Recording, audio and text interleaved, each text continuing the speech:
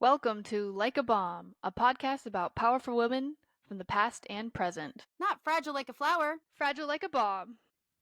Hello and welcome to Like a Bomb podcast. This is episode 12. I'm Bailey. I'm Jiller, Mom. And yeah, it's just past Thanksgiving. It's December 9th, so getting up closer to Christmas if you celebrate, or Hanukkah. They both start on the same Christmas is one day, but Hanukkah actually starts on Christmas Day this year. It starts on December 25th. I did look this up because I'm always curious when Hanukkah starts. Yeah, I had a kid ask me Thursday or Wednesday or Thursday ago, what day is Christmas on this year? And I was like, huh? Christmas is not one of the holidays that changes. I said, that doesn't change at all. It's always the same every year. Well, why does Thanksgiving change? I don't know. I don't put the holidays there. Well, how do you know when Thanksgiving is? And I was like, it's the fourth Thursday of every November? I don't know. I think that's right. Well, then why doesn't Christmas change? Because it's celebration of her birthday?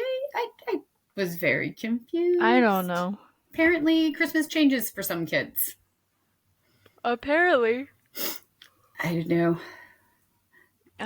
But we're not sponsored by anything. We're too tiny. But I do have, you mentioned songs to mention as Rex, but I have Rex of shirts and a pen. So I'm going to show this to Mom on the camera, so none of you can see it, but it is, I'm going to verbally describe it, is a hand grenade with little sparkles around it, and it says on the pin, not fragile like a flower, fragile like a bomb. And of course my camera's not going to focus because it's trash. So that is from Strike Gently. They're a small business, and another small business of a shirt that's House of Swank, is a funny name. It's custom screen printed. These shirts are gray with red print. There's no other style I have found, which is fine, because I like gray shirts. I'm not a red shirt because I'm a redhead with pink skin. Yeah, that never goes well. He who is without ovaries shall not make laws for those who do. Fallopians 24/7. Making fun of the Bible and the Bible Belt, because they are a local business in North Carolina. Oh. I don't know the name of the song.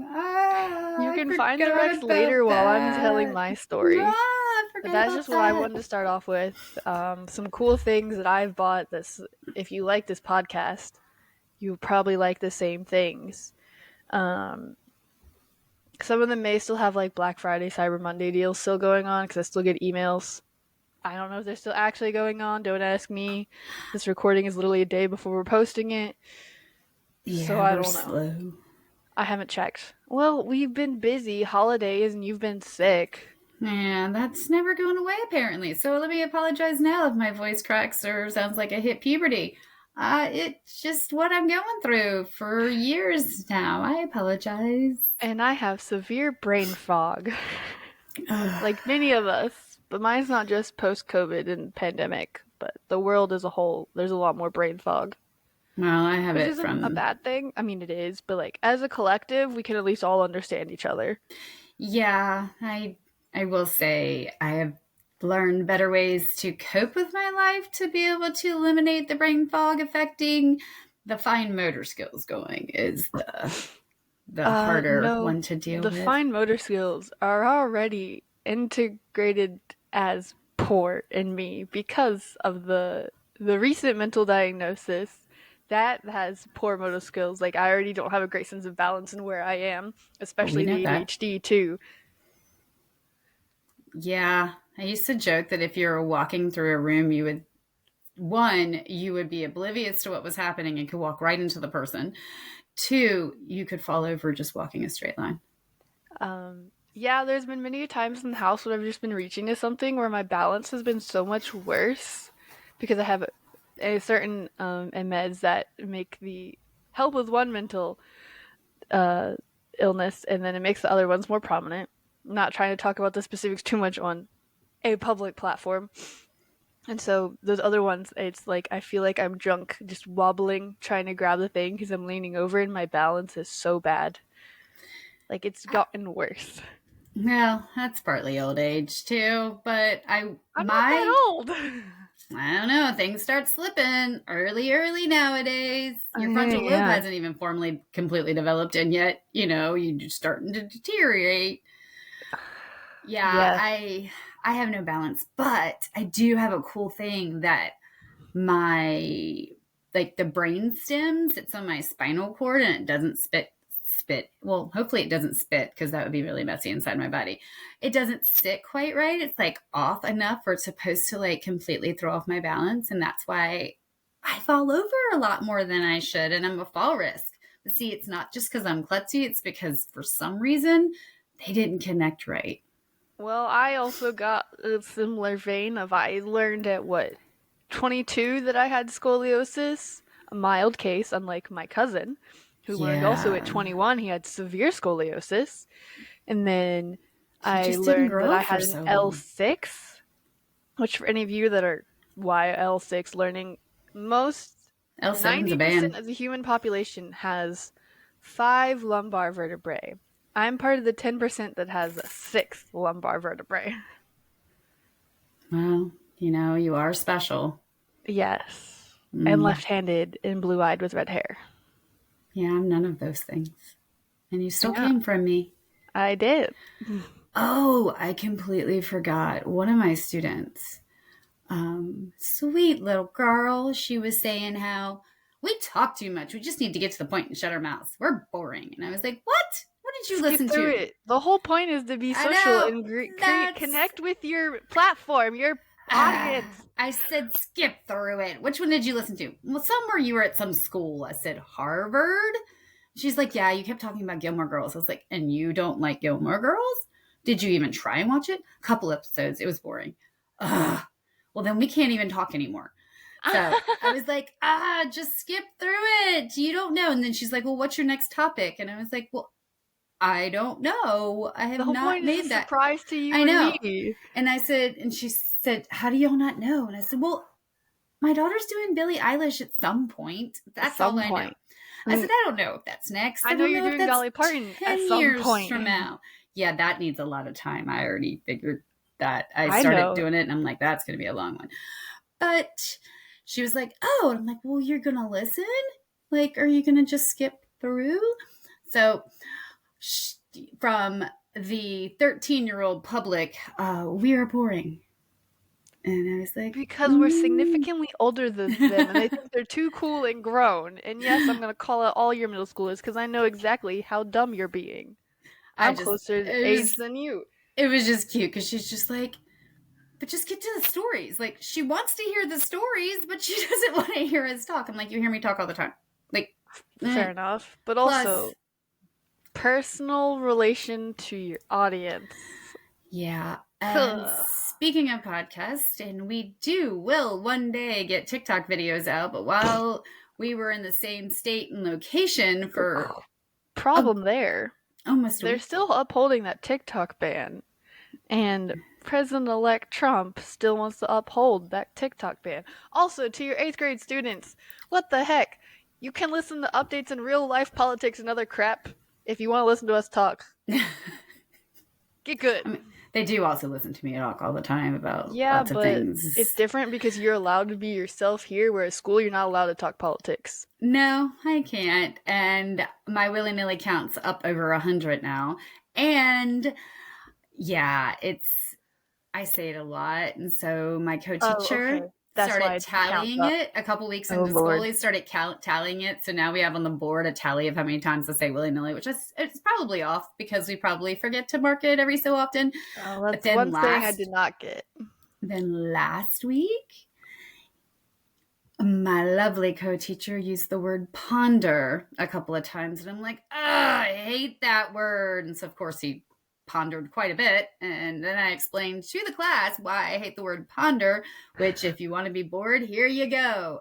Pondering means to think. That is a word that is used to describe thinking, like contemplate, which is so pretty and beautiful and sounds like you're really doing some deep thought. But ponder sounds like a baby in the corner pooping in their diapers. So I don't like the word ponder. I don't know why, but it just makes me think of that. So it drives me insane. So, of course, now he's saying ponder is often as he can find. He actually sat in the back of the room after the kids left and went, the willy-nilly could willy-nilly ponder something like, I don't know. He just kept going with both words. And I'm like, That sounds oh, awful. no. So now we're also telling how often he says ponder. Well, sounds like your week at work with just that. Sounds way better than my stupid poopy week at work, which I'm not going to get into, especially because the coworkers already know all the crap that happened. Really bad, damaging rumors and other just not including for teamwork that the team as a whole did.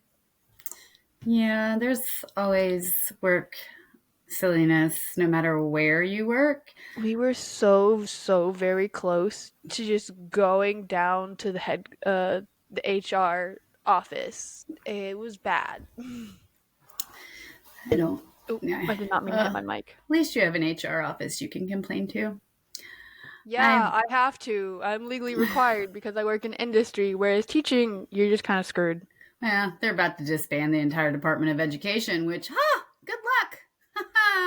Well, it'd be the federal, then it'd fall on the states, and well, education was and originally and has always pretty much been regulated by the states. There have been federal laws to help funding and such like that. It wasn't until Jimmy Carter that the Department of Education became a thing. And then Nixon won partially because not Nixon? Who came after? No, it was Reagan who came after Carter. Yeah, it was Reagan after Carter because I was born under Carter, I think. Yes. Reagan came in how he was going to abolish education, and that was his big winning thing. He did not, and he was being stupid. There's a lot of Reaganisms today that have messed up our economy and other stuff. Well, I'd love to see them to get rid of the Department of Education and how that is going to affect the... Yeah, good luck with that. I will enjoy watching that unfold as a teacher. I'm just going to have my anxiety with my bug out / maybe bug in bag. We'll see. Yeah, I don't know. It's going to be interesting. But, so, TikTok, yes, we would like to do that. But the 5 days you were here, we were very, very busy. Yes. Plus, I didn't have a voice for a good chunk of it. Nope. Because that comes and goes like once every other week. But we do want to do that. So also just put the word out. Post on social media if you like us, you think we're great, even if you don't want to hear us talk about our lives. We need to post on social media. That's the hard part. I don't post. I did. I do have an Instagram for us. I did do this. So I listened to 3 podcasts. Well, I listened to more than 3 podcasts, but 3 podcasts that are done and hosted by women who discuss women issues while they're also talking about true crime or paranormal stuff. I reached out via Facebook Messenger and asked for any help or suggestions with the podcast while linking the podcast in it.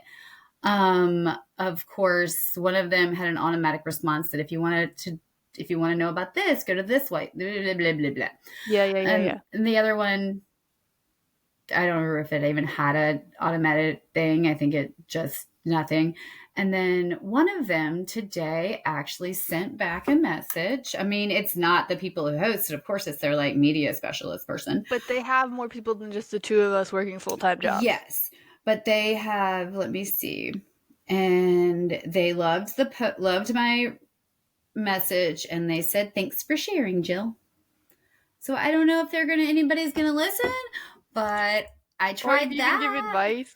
No, what we gotta do is just schedule posts on Instagram and post on Instagram a whole bunch and do a bunch of tags and do more tags when I post on YouTube and things. And I need thumbnails, which I don't want to create thumbnails. I mean, I have thumbnails on my hand, but I don't know anything else. Not that kind of thumbnails. The image you see on YouTube before you click on the video. Oh. That's the thumbnail. Okay. Why is it called a thumbnail? I don't know. Because you push it down. Nope. No logic there. Nope. Nothing. Don't ask me. But yes. So all your happy little, I almost called them 3rd graders, your 8th graders. 3rd grade. I can get into the story now unless there's anything else you would like to say. I think my life is extremely fascinating. No, I don't. I lie. But We have useful things. Nope, not even there. We have chaotic things from advice from your elders, so get good, 8th graders. Do your math. That's all I got. Yeah, calculus is fun, and they're gonna be like, what is this nerd? I'm an engineer, of course. But yes, let's go. So I go first. We're an even number episode. My person, you'll never guess where I found their name at. When I went to the science museum while I was there for Thanksgiving, they had a really cool exhibit of all these awesome women in STEM and things, and I went, I'm gonna take a picture of every single little thing. Oh, I And bought a book. I bought okay, a. yes, you did buy a book. Where? Hold on. I can't see. Where's my tab? I have so many tabs open right now. Ah, no, not I that think I one. know where I got my ADHD from. Oh, I bought this book. So sometime over Thanksgiving, I guess it had to be after y'all left. I had to go get. I'm making shirts for Sarah and I that are math related for Christmas. And we wanted Mm-hmm. to do long sleeve shirts. And I was trying to Yep. find the most reasonable ones, blah, blah, blah, blah. The Walmart where my house is scares me. So is the Dollar Tree. So I went to another place closer to my house. Try not to triangle. And they had a Books a Million. I bought this book. It says Awesome Women Activity Book. And it's Oh. like, it was really cheap because it was in the clearance rack because I don't know. But Yeah, I it don't like know. goes through and it's really cute. It's like bounce back like Venus and Serena, like tennis players, and like, can you do that? It's like self-reflecting on this, and then but it goes through women and it like has them subcategorized, which is really neat. But I thought it was like really cute. Learn to speak like Helen Keller, activist and author, like, and it even gives you like how to Oh, do some some, ASL. yeah. So which I've always wanted to learn how to do, but There's online courses for ASL. I know, Well, but on YouTube. so I bought a book that I was like, ooh, I can get some inspiration. Yay, I found my name on the walls of the Science Museum because I took a picture, as I was saying, of every little poster or whatever thing on the wall of every woman. And so I have a list to reference. And my person is Rose Frisch. She was born in the Bronx in 1918 on July 7th to Louis and Stella Epstein. Dr. Frisch attended public school in New York City and on the advice of her brother Lee Eastman, and supported in part by Leopold Shep Foundation of New York, attended Smith College, graduating in 1939. There, on a blind date, she met a Princeton undergrad majoring in physics, David H. Frisch. And that evening, in her diary, she wrote, I just met the man I'm going to marry, which is very sweet and Oh, just, that's if you sweet. could just go on that and a cute little love story, that sounds great.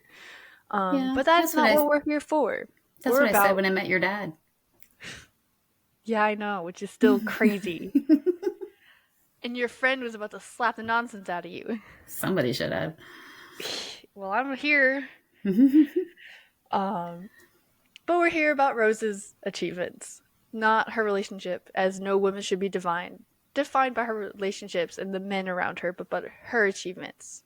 So, Dr. Frisch earned a master's degree in zoology at Columbia University in 1940, then, along with her husband, attended graduate school at the University of Wisconsin. When World War II broke out, suddenly and in secrecy, they were moved in early 1942 to the nascent effort to build an atomic bomb in Los Alamos, New Mexico. There, Dr. Frisch, who had finished her PhD at Madison in genetics, worked as a human computer. And if you don't know what a human computer is, it was predominantly women back then that were crunching all the numbers because calculators and all that was extremely expensive and not really commonplace.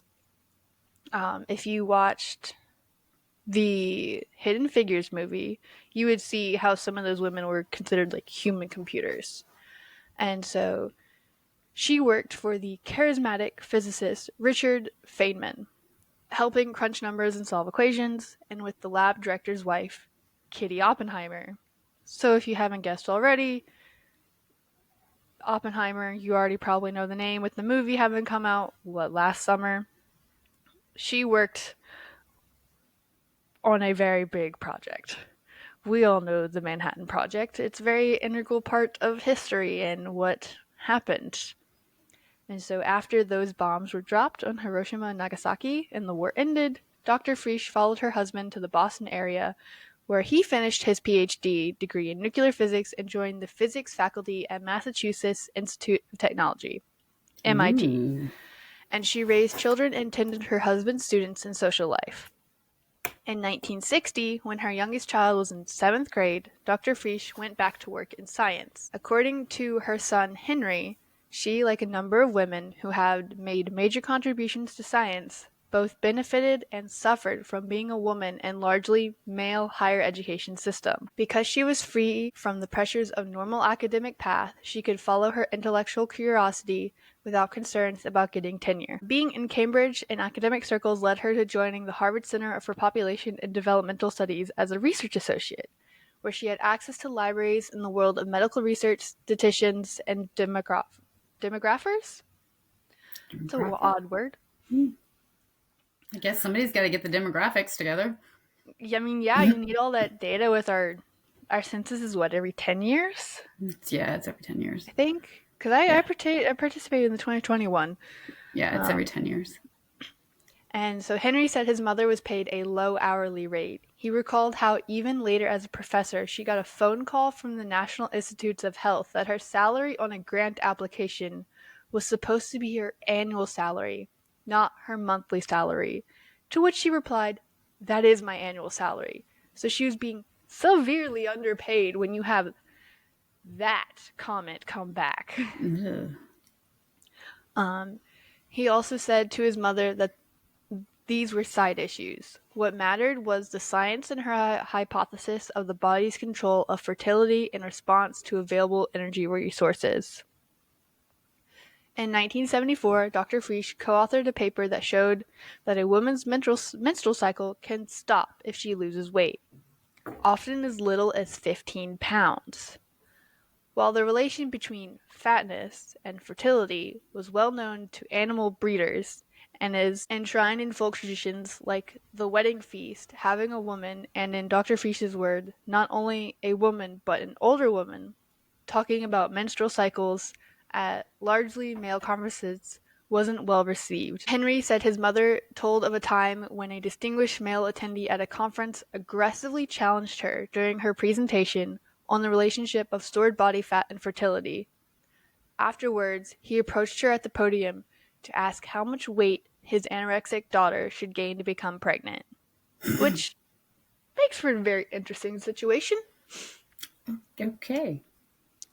Today, the connection between fatness and fertility is now not only accepted, but the hormone responsible for the effect, leptin, has been discovered. Frisch said that there are babies named Rose by grateful mothers who were runners and who cut back their miles in order to become pregnant. In 1994, Jeffrey Friedman of Rockefeller University and colleagues discovered that leptin was the key hormone in the molecular mechanism behind the fat-fertility connection. Long before this discovery of leptin, Dr. Frisch predicted that a factor from fat was necessary for maintaining normal reproductive capacity in females. That hypothesis depended on some intuitive clinical observations, such as that heavier girls often enter puberty earlier than thinner girls, and that adult women who lose weight or are extremely lean often stop menstruating together. With the identification of leptin decades later, Dr. Frisch's hypothesis was confirmed. It's remarkable that, working largely from clinical observations, Dr. Frisch was able to generate such a profoundly important hypothesis. Dr. Frisch was a fellow of the American Academy of Arts and Sciences, the John Simon Memorial Guggenheim Foundation, and the Radcliffe Bunting Institute. Her detective work leading to the discovery is described in a book for the non-scientist, Female Fertility and the Body-Fat Connection. She is also the author of a children's book on nutrition, Plants That Feed the World, and an edited scientific volume, Adipose Tissue and Reproduction. She was a pioneer in elucidating the biological mechanisms of fertility and cancer in women. She died January 30th, 2015 in Cambridge, Massachusetts.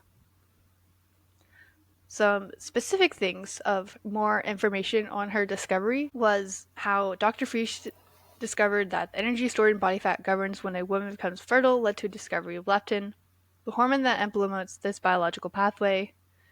This effect is what a woman's being too lean, whether from malnutrition or intense exercise, leads to decreased fertility or even infertility. The mechanism, overlooked by demographers and the medical community, has far-reaching implications for policies for alleviating hunger across the world. In related work, Dr. Frisch demonstrated the relationship between early athletic activity and later life cancer.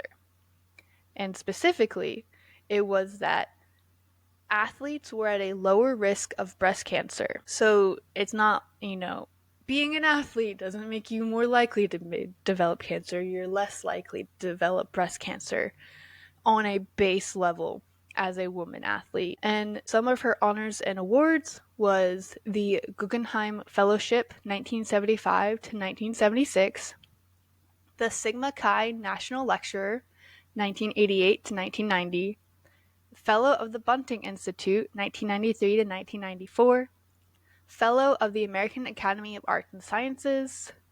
She has the Rally Day Medal for Medical Research and Reproductive Health, awarded by Smith College, Professor Emeritus Award of Merit, Harvard School of Public Health. And that is everything of Rose Frisch. She was a well-educated woman and pursued the science and research she wanted into connections between fertility and body fat. Oh, I feel like that is something that it's been kind of like an implied connection since the beginning of time, because they would even say, like, if you go back and look at written history, women were chosen based on did their body type prepare them to be mothers. So Yeah, there's different beauty standards at different periods in time. Like early 2000s, it was very much be a stick. it's been like that since I've been alive. Yes, but especially like everyone else, when you see anything else, early 2000s seem to have been much worse, more of being a stick. I don't know. I had On what I've kids seen on then. social media, but everything it's you got to be tiny to be attractive. Nowadays, it's a little bit you can be curvy and still be attractive, but it used to be okay. You're rounder, you have the ability to bear children. Yeah, no, that used to be the belief system. So I think there was a connection. I mean, and that's from like literally the beginning of time. Like you can Mm-hmm. go back to maybe pictographs and see You look at hieroglyphics. sculptures, Yep, statues. yep. Women were depicted as larger um, than they are considered today. Like, Yep. which is sad. But I don't know. In the early 2000s, I was having kids, so I was not very skinny. I Well, mean, you're still tiny. after I had Piper, within 6 weeks, I was back in like zeros. But I didn't gain Okay, as much weight with her. but Piper was a preemie for a reason. Yeah, and I didn't gain as much weight with her as I gained with you. I gained So like your 80. body went through a lot of trauma, Yeah, my body wasn't happy. and you were Eh, not healthy. no, there was a lot of no healthy. I was not healthy when I got pregnant with you. They told me they wanted me to gain 60 pounds. And I said, oh, I'll beat that. And I went almost 80. Oh my god. Mm-hmm. Yep. I did not crave anything healthy when I was pregnant with you. It was all You junk, all craved junk, mac all and junk. cheese. I could not eat mac and cheese when I was pregnant with you. Every Okay. time I ate it, it tasted wrong. Then Ugh. what did you crave while you were pregnant with me? I forgot. Chocolate, grease, anything. When I was Okay. pregnant with your sister, I craved chewing ice and steak, which I don't, I'm not a sit down and eat a steak person ever.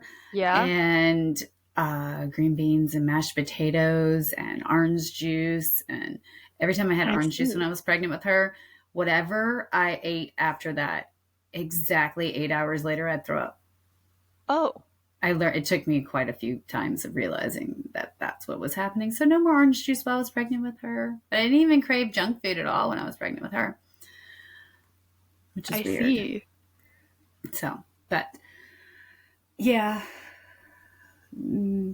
it's nice to see that people are more getting recognized for things that they did, even if they weren't recognized back then.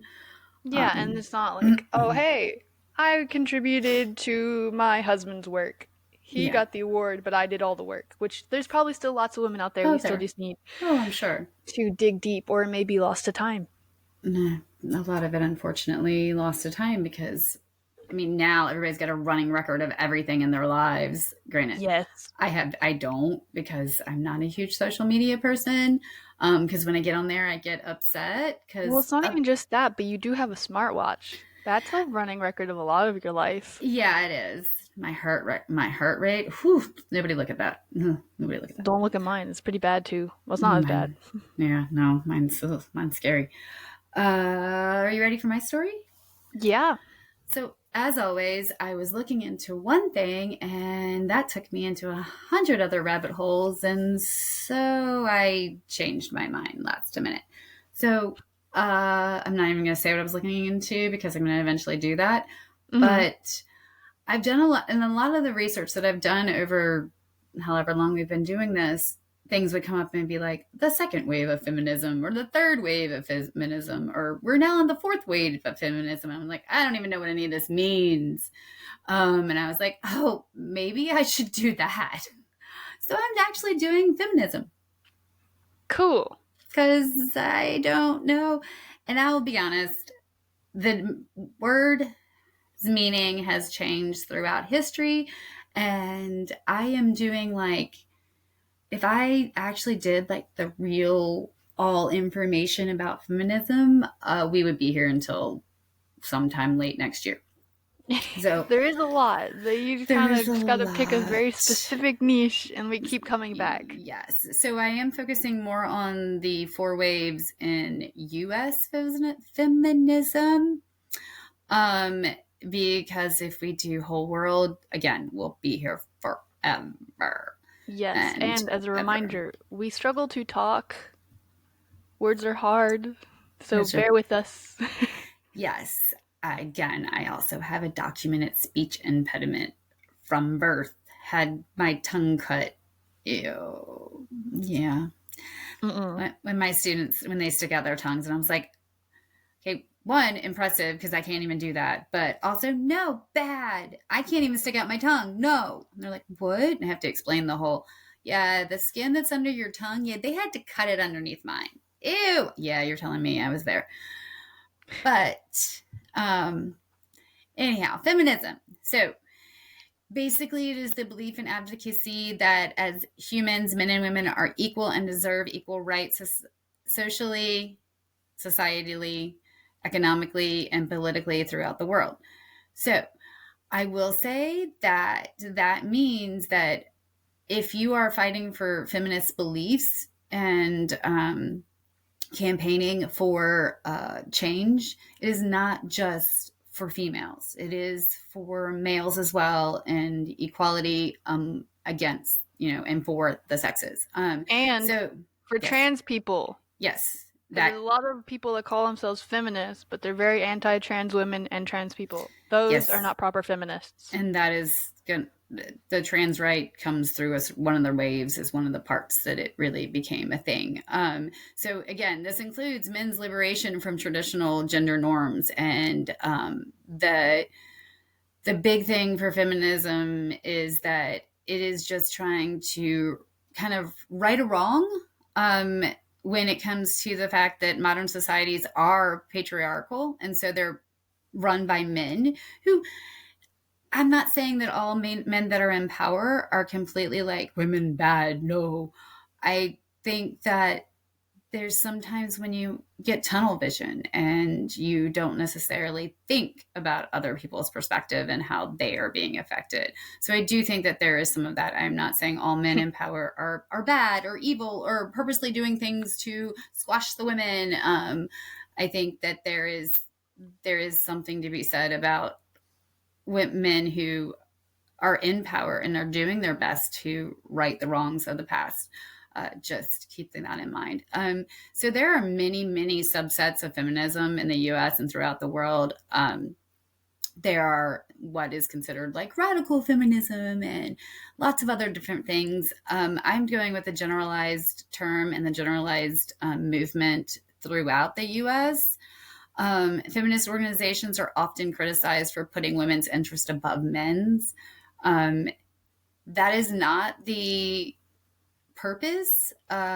It's also not the goal. The goal is for equality, not to put anybody above anybody else.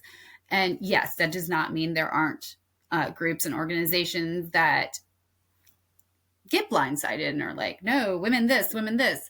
Just like when we're saying all men in power, we're not saying all men in power are bad. Like it is very much all muddy sometimes. So Mary Wollstonecraft is considered the mother of feminism. She lived was born in 1759 and died in 1797. She was considered the leader of the first wave of British feminism. And she was a British philosopher, writer, and educator. Her most famous work is A Vindication of the Right of Woman. And she's considered the foundation of modern feminism. So when I was doing this research, again, lots of rabbit holes, lots of information out there. The person credited with actually coining the term feminism was Charles Fourier, and that was in 1837. And he used it to describe his beliefs in gender equality. However, when you look at some sources, they say, even if you go through all of his writings, he does not use this word once. So, and then there's other people that say, well, they said this and they said that. But actually, everybody who's being credited with the word feminism is a man. So I'm a little confused by that. Bit suspicious. Yes, that's very suspicious. That does not mean that, because at the times in the 17 and 1800s, men were the ones doing the writings. Men were the ones doing the speaking. And it very possibly is a woman who did it and just used a pen name or something like that that was male. So I bet there are many other origins of the words. So I'm not even going to go down that rabbit hole because holy cow, that alone was crazy. So feminist concepts. So in 1792, Great Britain with Mary Wollstonecraft's Vindication of the Woman's Right, and the U.S. in 1848, the U.S. With Siena Falls Convention was the first women's right convention in the U.S., first official. And if you go back and listen to episode 1 about birth control, there's some of that and how things were changing then. So again, this is a brief, very brief, because we would be here forever. So basic women's things were women's campaigns, women's rights campaigns over the years were for women to vote, run for public office, the right to work, to earn equal pay, own property, receive an education, enter into contracts, equal rights in marriage. Even when I was getting married, and granted that was 20 some years ago, at the end of the ceremony, they say, now I pronounce you blah, blah, blah. And they say, let me introduce you to blah, blah, blah. It used to be man and wife, as ownership of wife was of the man. Oh, it's still very much like that with my recent, because I got married recently and we went and attended a wedding in May. That ceremony used the word Jesus like every third word. It was way more religious than I ever expected. And of course, the name on our thank you card was Mr. and Mrs. male name. Yes. I was so upset. Yes. And some people still very much are traditional, and if that is a choice you're making, more power to you. I was a Mr. and Mrs. blah, blah, blah for a short period of time.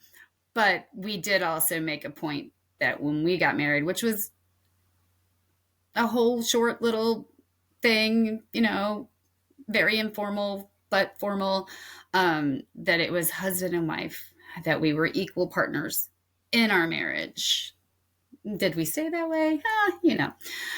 Also, access to contraceptives and legal abortions, because I think that we use the word abortion and it we forget what that means.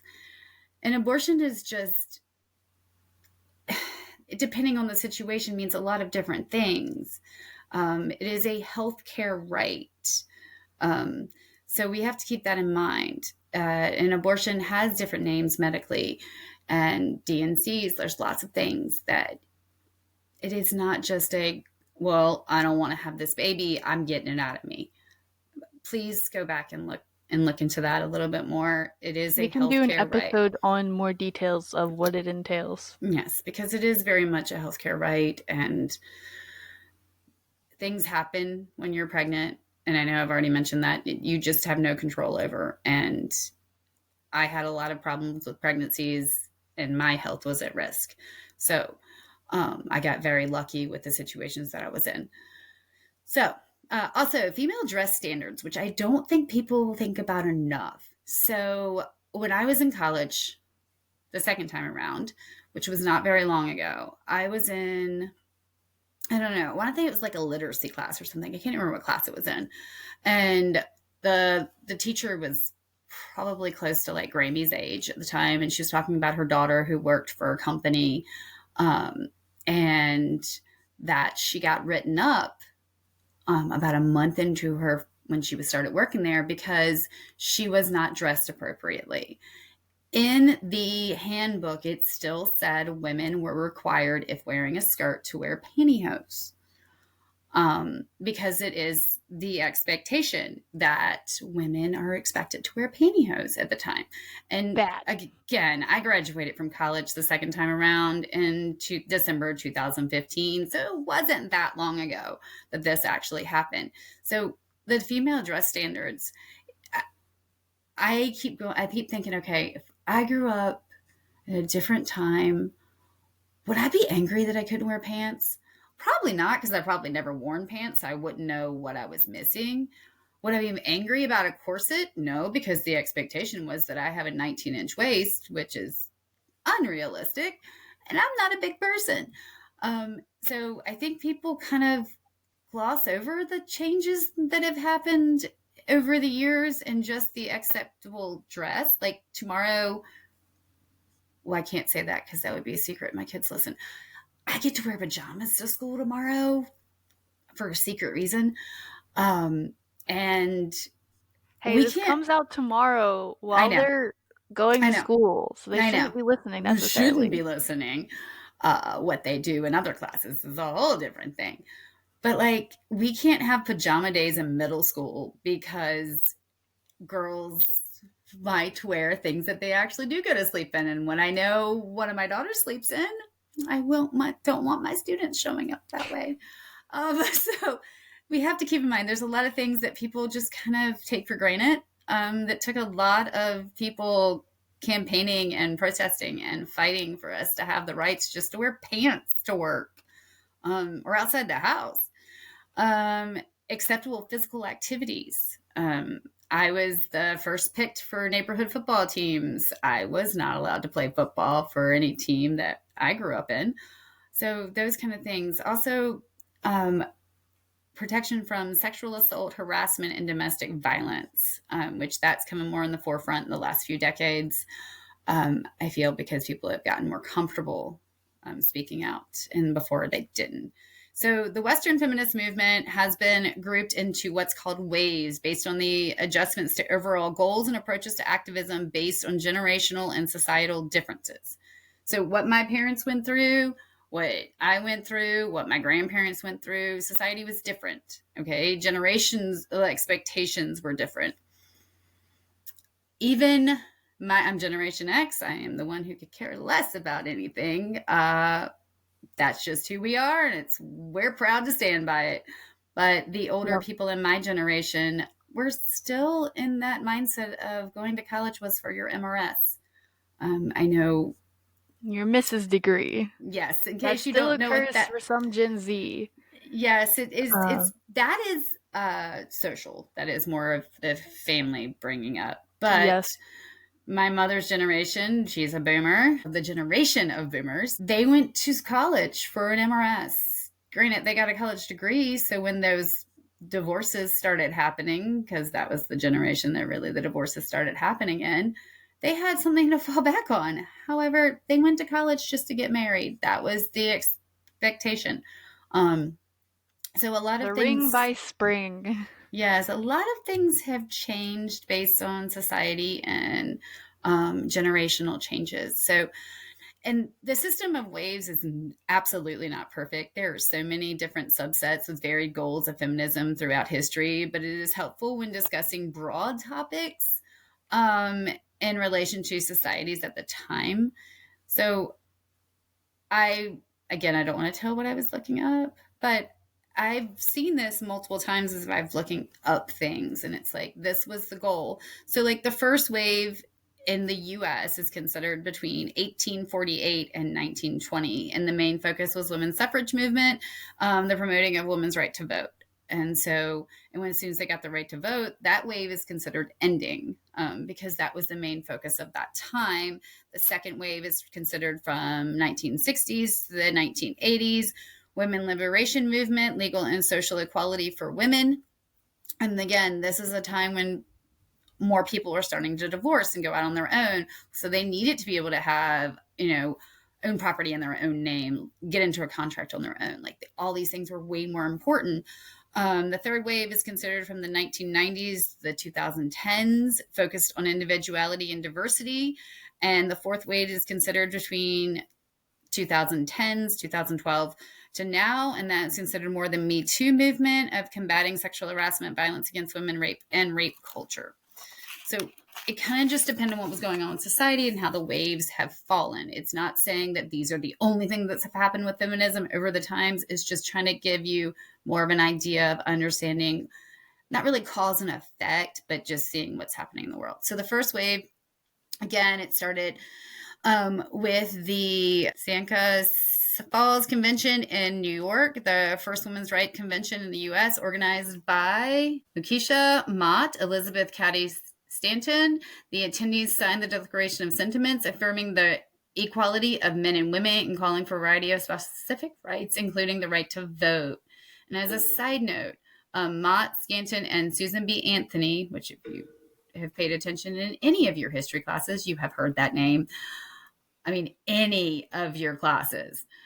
Notable leaders of the first wave all campaigned for the abolishment of slavery before they campaigned for the women's right to vote. The first wave is thought to have ended with the passage of the 19th Amendment, granting women the right to vote. This only applied to white women, excluding all women of color, and until 1965, with the Voting Rights Act, were women of color given the right to vote. So there is a lot of argument about this wave, mainly because they feel like it's not giving women of color enough of a voice, because women were not granted the right to vote. Not all women were given the right to vote at the end of the first wave. And I agree. I do think that, however, I think it's a way of sectioning it and saying, hey, women of color were still not given the right to vote. Let's make this a distinct change and a difference. And when you think about it, 1965 really wasn't that long ago. My mother was 15. It was 12 years before I was born. And so just them having the right to vote seems not that far ago. I mean, granted, I know it was a long time ago as far as years go, but in society, it doesn't seem that significant. It should have been longer. Okay. The second wave is from 1963 to 1980s. And in 1963, Betty Friedan published The Feminine Mystique, which is funny because when I was going to sleep last night and I was like, what do I want to do? Like, do I want to finish doing those notes for the original thing, or do I want to dive more into this? And I was like, I bet you somewhere the feminine mystique is going to come into play. And I was like, yep, there it is. So at it with the civil rights movement, protests against the Vietnam War, and women called for reevaluations of traditional gender roles and to the end of sexist discrimination. So at this point, more women were actually going into the workforce, not just because they had to. Women went into the workforce in World War I and World War II because they had to. The men were off at war. This is because they want it. to. There was more of a difference here, a distinct change in going into the workforce and wanting to, when they're in the workforce, to be treated as equals. They weren't allowed to have most positions. They were allowed to be typists. They were allowed to be bookkeepers. They were allowed to be very, very few options out there. So that was a big thing. 1971, the National Women's Political Caucus was Friedman, Gloria Steinem, and Bella Adzig. Passage of the Equal Pay Rights Act, Supreme Court decisions with Griswold in Connecticut in 1965, Roe v. Wade in 1973 for reproductive freedoms, which again I brought up if you go and look back to the first couple of episodes. Like with the suffrage movement centering around privileged white women, Black women founded their own organizations, for example, the National Black Feminist Organizations, because for the first two waves, the ones that were out front center were privileged white women from middle-class families because they could afford to fight. That is something that, if you look back in history, the ones who fought and had their voice heard were the ones who could afford to leave their house, and they could afford to stand up, and they would have less thrown back at them. And that's just how it went. The third wave was 1990s to 2010. So this tackled problems of sexual harassment, shortage of women in position of power, expressions of individuality and sexuality. So the biggest kickers to this were the Anita Hill testimonies against Clarence Thomas. And if you are younger than me and you do not remember that, there was where a Black woman stood up who used to work for Clarence Thomas and said and described sexual harassment and sexual assault because he was trying to be appointed to the Supreme Court, and a bunch of white men judged her and said, "We don't believe you. He is being appointed," and he has made some decisions since then. Also, the Riot Girl movement. Groups like Bikini Hill, Bratmobile, and Heavens to Betsy brought feminism into the punk music scene, including issues of sexism, patriarchy, abuse, racism, rape into their songs. Actively became more inclusive when it came to race and gender and intersectional feminism, including support for trans rights. So this is the 90s. Like, this is the peak when I was in school, high school, and then after. Because I didn't start high school till what, like 91? I don't know. 90, 91? 92? Who knows? I graduated sometime. But that wave was spurred more from the Anita Hill testimonies and Riot Girl coming out. Which, by the way, Riot Girl is originally with 2 R's. The 3 R's, that's some newfangled thing that people have come up with. I grew up with the 2 R's. The new Riot Girl is being written as 3 R's. I have not seen that. Yep, everywhere I've seen it pretty much recently has the 3 R's, and I'm like, that's not right. And I keep going, why do I think that's wrong? Oh, because you write R, you'd write the 4 letters here on these knuckles and the other ones on these knuckles, and it fit. It only could be 4 letters each. People and their spellings. Messes up the knuckles, man. The fourth wave was 2012 to present. This is the internet activism fueled by social media. This is the Me Too movement, starting with revelations regarding Harvey Weinstein's sexual abuse and sexual harassment. And I will say, one of the articles I read, and I got most of my stuff from like history.com, Wikipedia, and a couple other things. One of the articles, when it was talking about Harvey, they said, and the acclaim, like, why are we giving him a positive descriptive word when what you're about to say is not good and he is locked up for it? That really offended me. So maybe be more mindful of words. Yes, he was. Before this, he was considered very well. Yes. After this, no positive descriptions of the person. No, wrong. They were not just focused on holding people accountable, but also the flaws in the system that allowed such acts to happen. So it was more systematic. as well as just individuals, and continue to strive for inclusivity and representation regardless of sexuality, race, class, and gender. So, um, and then I was like, still looking at things. There's a lot of information. This could be like a 5-part thing. And so it was saying like how the third wave actually started. And I thought this was really powerful as soon as I find it. So there's an article that was in Ms. MS magazine in 1992. It was said "Becoming the Third Wave," and it's done by Rebecca Walker. And it's talking about the Senate hearings for Anita Hill and Clarence Thomas. And it goes in like, I don't want to watch it. I was busy. This is a lot of yuckiness. And then it says, to be a feminist is to integrate an ideology of equality and female empowerment into the very fiber of life. It is a search for personal clarity. While this may sound, to join a sisterhood with women when often we are divided, to understand power structures with the intention of challenging them. While this may sound simple, it is exactly this kind of stand that many of my peers are unwilling to take. So I write this as a plea to all women, especially the women of my generation. Let Thomas's confirmation serve to remind you, as it did me, that the fight is far from over. Let this dismissal of a woman's experience move you to anger. Turn that outrage into political power. Do not vote for them unless they work for us. Do not have sex with them. Do not break bread with them. Do not nurture them if they don't prioritize our freedoms to control our bodies and our lives. I am not a post-feminism feminist. I am the third wave. That's depressing because we went through the same exact thing with Brett Kavanaugh. And Yeah, people didn't believe the women, and he still got appointed as a Supreme Court justice, just like Clarence Thomas still is.